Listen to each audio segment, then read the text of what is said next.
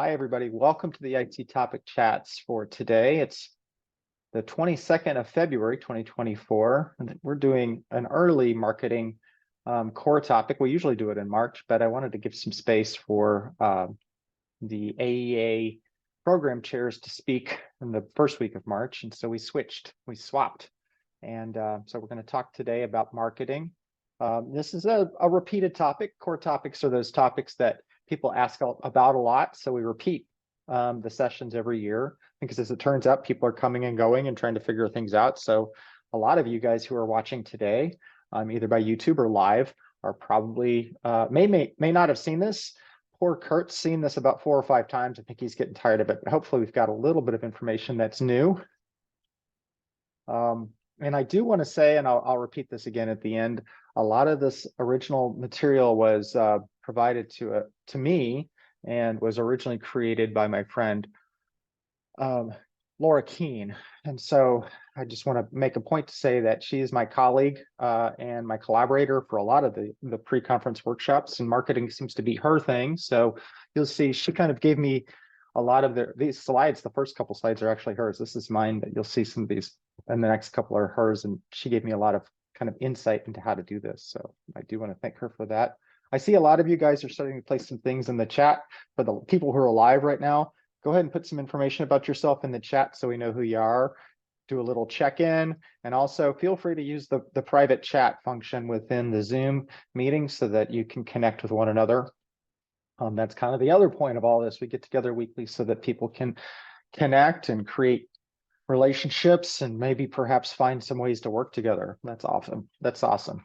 All right, let's get started. So you have to throw out something about Mad Men, get things started. When I bring up marketing, I know a lot of you guys feel like this, or even perhaps like this. At least in my experience, when I was kind of coming of age in the 1990s, this is what you felt like marketing needed to be like. You needed to be closing. It was all about sales, sales, sales. This is the Glengarry, Glen Ross perspective of ABCs, always be closing. But completely frankly, this is really what sales, I don't even like to use that word, is like in our world, particularly with program evaluation, particularly with consulting, as independent organizations that are trying to connect with one another. It's about relationships. It's about understanding one another's needs. It's about creating an opportunity for you to support those people who need you. Oftentimes legally they need you because they need to have an external evaluation that is from a third party that's not affiliated with an organization that's independent.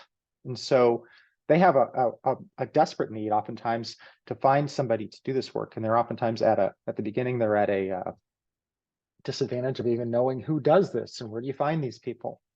And as we all know, it's often weird how we even meet our first clients. They kind of just fall into our laps oftentimes. At least that has been my experience. But when we're connecting with, this is about human relationships. And I'm going to get into some data in a little bit that we found over the years through a couple of surveys. But the reality is, and I'll say this now, and I'll say this at the very end, good evaluation is good marketing. If you do good work with your evaluation, once you get your foot in the door with the first project, you're likely to keep that customer, that client, that colleague, that friend for many, many years. And that really is the secret to marketing, is continuing to do good work and then finding new ways to work with that client and their colleagues and others. So really, when we meet people, we spend time sharing what we do, who we are, how we go about doing these things. Our clients frequently don't understand program evaluation. Frankly, they often don't understand social science research. And that's where we come in. Most of us are social science researchers. I know a couple of you guys might have different skill sets, but the reality is you have a distinct skill set that's in need, and you've developed a consulting practice around that. So you're effectively finding out what their needs are, and you connect with these people around how you might be able to support them. Frequently, it starts off because they have a required external evaluator requirement, but then you find ways to really support what they're trying to do. So good evaluators aren't just thinking about how we write the final report or we meet the basic needs. We're kind of connecting with the organization to help them think about critically what they're doing with this project. I mean, obviously all within budget, but finding ways to make them serve their mission in a better way. We talk about, there's oftentimes the term fan club. So in many ways, you probably are going to be working with people who you identify with, right? You want them to become your fans. You want them to be excited about your work. We do it at Goshen around like data visualization, around dashboards, around clear and concise reporting. And our folks love that because they turn around and they take the first page, the executive summary or the dashboard, and they use it for their board meetings. They use it for connecting with potential clients or with their potential funders. They put our data directly to work so that they can use it to meet their own needs, which is most times trying to expand their programs. Or if they're having problems and we identify them, they use that to kind of connect how are they supposed to be attending to those problems or those ways that they're falling short on what they're supposed to do. We're basically talking about what we do with these individuals. When I think about a consulting firm, think about the old stool idea. People think about this with sustainability. Well, if we talk about the stool is a consulting practice, it needs to be supported by 3 legs. The first leg, obviously, is the evaluation work. That's the work that we do with our clients. That's the analysis. Another piece that we spend a lot of time in these topic chats talking about is the administration. But really what we're talking about today is the third piece. It will pop up. Doesn't want to pop up. Hold on a second. There we go. I don't know why that wasn't popping up today. Anyway, marketing and business development. You can't do, your consulting practice can't exist on one of these things. You can't just do really good work and expect other things to happen. You can't, you need to do the administration. You need to create contracts. You need to invoice. You need to follow up on your invoices so that you're getting paid, which by the way, we're going to talk about that in a couple of weeks. Becky Garrow and I are going to do getting paid. Today, we're talking about marketing and business development, which needs to be one of the stools. Some people will say that the main leg may be evaluation work, and that's probably a fair statement. Marketing and business development could be a third, could be a quarter of the time that you spend, but it certainly shouldn't be forgotten about. Otherwise, you won't get to continue doing your work. Nothing wants to work today. I'm going to press the buttons down here. All right. So let's look at some data that we have. I conducted through the TIG, the Topical Interest Group, the 2015 survey when I was the TIG chair. So about 9 years ago. And 2 years ago, the 2022 survey was done by Nina Safari and the TIG leadership. And the marketing data were presented in September by Lisa Kaczmarczyk from that 2022 survey. So I'm going to reference that. What I know when I did the survey, we asked the question, what are some marketing approaches that work for you? And so the question was, did you have some success or significant success with these things? And so what you see are people who selected some success or significant success. And so we see the main things that people are doing are responding to RFPs, soliciting referrals from past clients, and actively soliciting new work from past clients. So you see some things here. We're not talking about your LinkedIn profile. We're not talking about sending out newsletters. We're not talking about sponsorships. We're talking about connecting with people. And the responding to RFPs is kind of, I think is a misleading question, because I'm not going to show this data, but things that were least successful responding to RFPs were there too. And that's because, and we've talked about this before, you're either talking about a warm RFP where you're kind of working with people who want to work with you, or a cold RFP where they don't know who you are, and you may be submitting, a proposal that is really, maybe not even being taken seriously because they already know who they want to work with. So that's that second scenario. I'm not talking about that. I'm talking about when somebody says, hey, we're going for a grant, we're writing this grant with the National Science Foundation. Can you, this is my example anyway, can you provide an evaluation plan? And if we get funded, we're going to give you a contract. That's a great way to get business, and it's one of the main ways that we get brand new clients.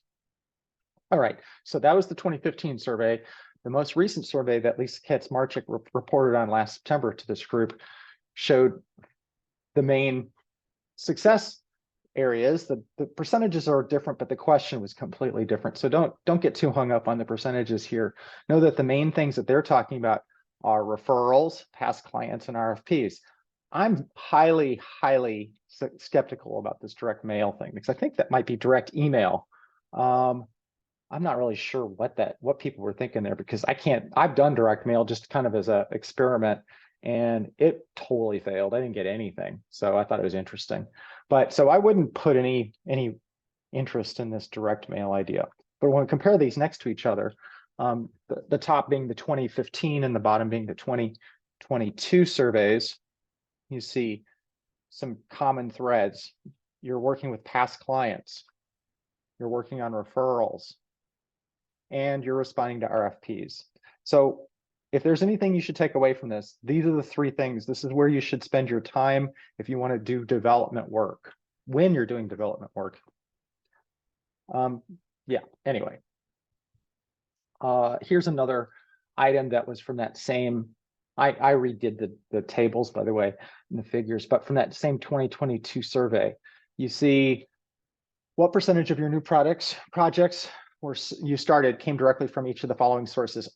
New work from existing clients was almost half. So they were supposed to add it up, and it was supposed to be 100%. This actually doesn't add up to 100%, but I think that's because we were doing averages.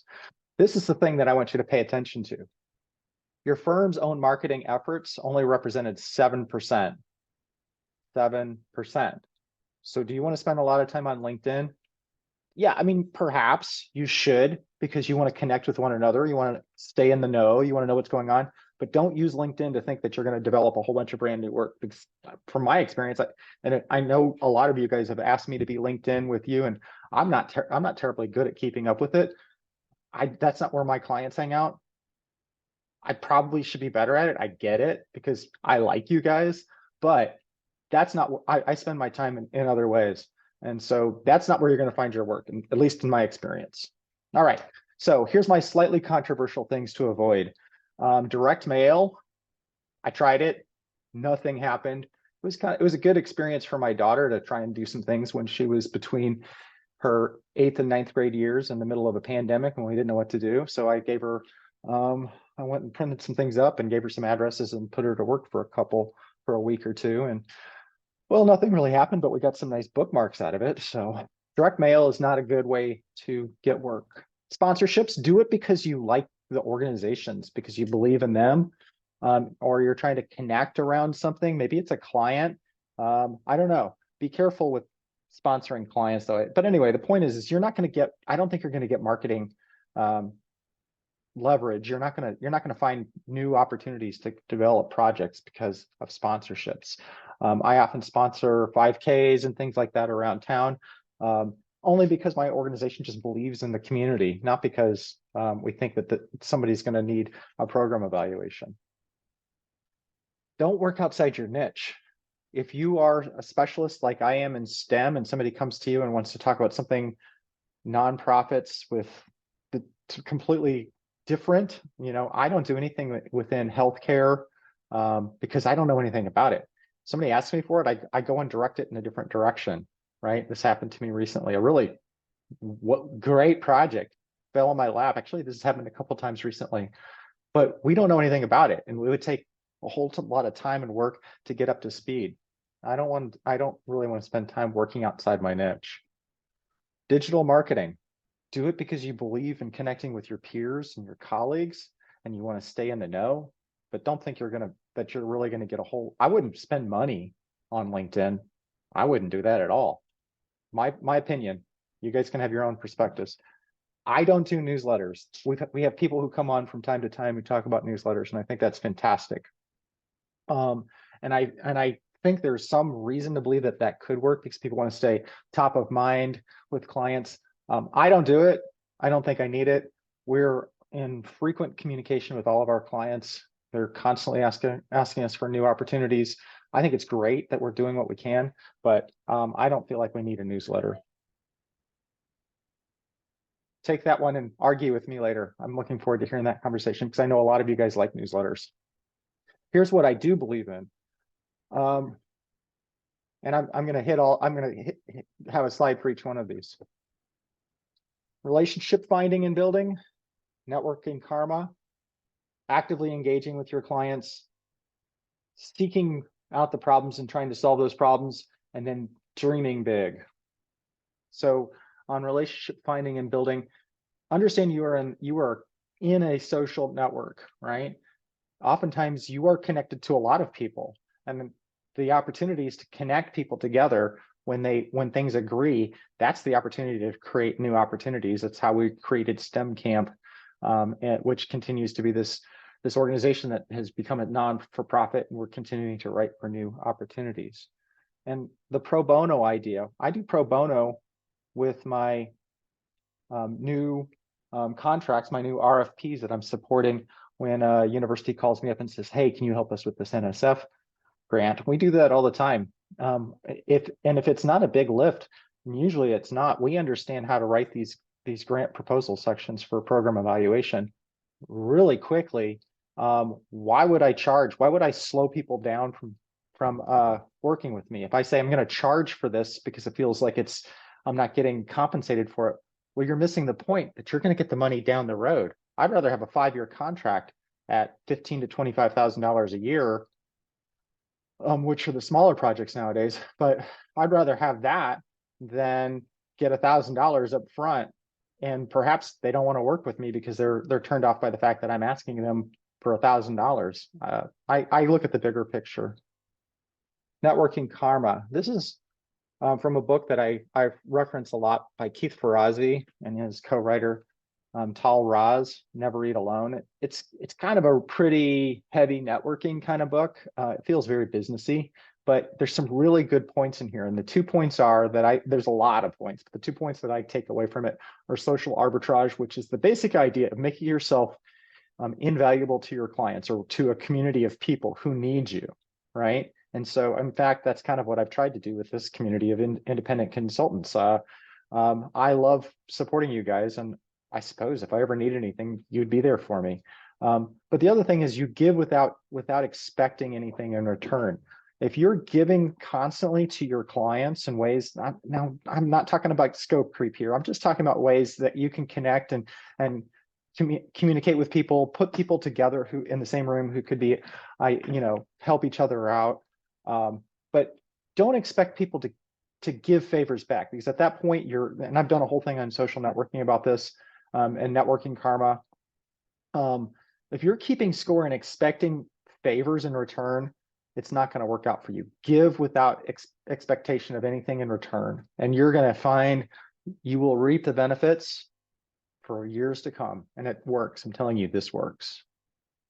You got to look for those problems. You got to be paying attention to where the grants are coming from, how you can help clients or potential clients. So I know people who should be writing for certain grants. And so I'll reach out to them and say, did you know about this grant? Basically, this grant is perfect for you, and I can be your program evaluator. So I've done that several times and helped people write grants, and it became connections that I created that way. So you need to, particularly those of you who are introverts, spend some time being an introvert with your clients in their presence. But what you're doing is you're listening, you're reflecting, and then you're kind of sharing back what you're hearing. And then you'd be surprised to the degree to which they will create the opportunities for you without you even doing anything. This is a typical lunch meeting where you're going and hanging out with a potential client. You're buying them lunch, you're buying them a cup of coffee, you're meeting them in the park for a walk, and you're listening to them, and they're telling you all about their projects. And then you start to connect some things, and you use your introverted brain, which I'm not great at because I'm an extrovert. But for those introverts out there, you're using your introverted brain, and that's where the real magic comes in. You're seeing a need and filling a need. I love this. Rodney Copperbottom cartoon from the movie Robots with Ewan McGregor, Mel Brooks, Robin Williams. Anyway, if you're ever trying to give yourself some inspiration to be an entrepreneur and you have kids at home and you need to watch a movie, look up Robots. It played in my minivan for at least 5 years continuously as I was driving the kids to and from daycare. And so I got this, I don't think I've actually watched the movie more than one full time through, but I've listened to it for probably 100 times, at least 100 times. It's hilarious. It's a great movie, by the way. You need to give yourself permission to chase the big dream. Jim Collins calls it the big, hairy, audacious goal, or the BHAG. Ultimately, sometimes you need to have some limited insanity, and I'm saying limited because you can't be insane all the time. You've got to be sustainable in the way that you operate and the way that you work. But the key thing here also is being present in the formative stages. When people are starting to put together a project, be there. You want to try. If you have an opportunity to be at those meetings, ask to be at those meetings. When people are putting things together, say, you know what, it's best for the program evaluation and the program evaluator that we're there. And there's a couple things that are happening. A, they need you there. I mean, legitimately, because they haven't really thought through kind of perhaps the goals and the objectives, and you giving some time and some of your time and space to them for that is important, because then it helps you create evaluation questions that are in fact measurable, right? But it also gives you a chance to get there early so that you can help them develop an evaluation budget that's reasonable for you. And I'm not asking you to be extreme. I'm not asking you to do anything. Don't take advantage of anybody, but I am saying we need reasonable budgets. And so if they're not aware early on of what your budget should be, they may say, oh, hey, we only have like $5,000. And you're like, well, I don't know how I'm gonna work within that budget. You want to be there so that you can help them think through that early on. The limited insanity idea also is this idea that sometimes you're going to find yourself where you just need to work 80 hours a week. Now, don't do that every week, but sometimes it's going to happen, and you just need to give yourself space and permission to do that. And you need to work with your family, you need to work with all your partners and all those other folks who need to be, but sometimes it's going to happen. And so those are the times, that's the magic time, because those are the times when oftentimes it comes out of the blue and you just got to work through the night, get it done. But those are the times that really some of the good things happen in the long run. I've worked through the middle of the night several times. Don't do it very often. In fact, I haven't done it for probably a long time, but it is something that happens from time to time. You need to be actively engaged with your clients. This is not through newsletters. This is through meeting with them. It's less and less frequent these days that I mean, we spend more time on Zoom, but when I can, we go to meetings in person. 3 of our staff went last week to Colorado Springs to meet directly with our clients because they were having a regional meeting. We weren't expected to go. In fact, nobody paid for us to go. We paid for it out of our own pocket. But I know, and you should know, that if you actively engage with them, that's creating that connection that will lead to years of future projects. The cost, several $1,000s. The payoff, probably a lot more than that. It's these opportunities to create those connections that will last for the rest of your career, and that's really important. And buoyancy, effectively, you're going to fail. It's a reality. You're going to lose money. You're going to feel like you're going to feel like an idiot. Like, why was I spending so much time doing all those things? And you have to get yourself up again. You need to say, oh, well, it happens from time to time, and keep moving. Keep moving forward. Last comment on all this. I said it before, I'm going to say it last time. Good evaluation is good marketing. If you're doing good work for your clients, you're doing all those things that matter in your contract. I don't have a graphic for this. The point. Good evaluation is good marketing. It will lead to future work. And that's why earlier on in the earlier slides, you saw that most of us are working with our existing clients because they continue to find new and different work for us. Lastly, thank you, Laura Keene, for inspiring all of this. If you go to AEA, you'll see Laura and I together presenting. Usually, we haven't got accepted yet. We actually haven't finished putting in our presentation proposal yet, but anyway, we usually present together and have a great time doing it. All right, thanks everybody. I'm gonna go into the chat function. So if you're with the YouTube, I'll see you guys later. If you're live and in person, stick around. We're gonna chat for another half hour.